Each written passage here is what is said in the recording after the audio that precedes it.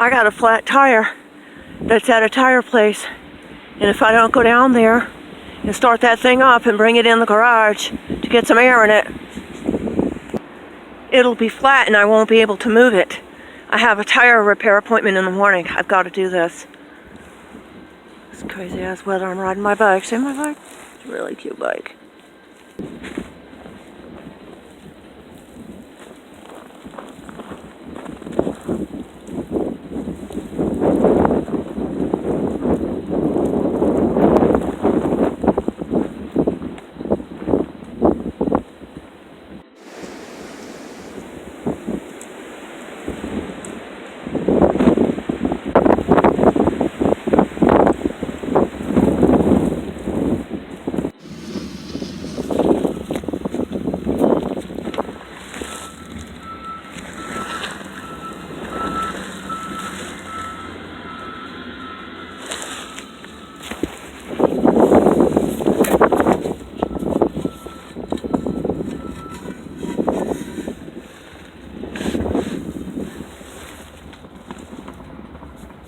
Yeah, I'm at a tire place, and they won't help me get my spare tire off for my tire appointment.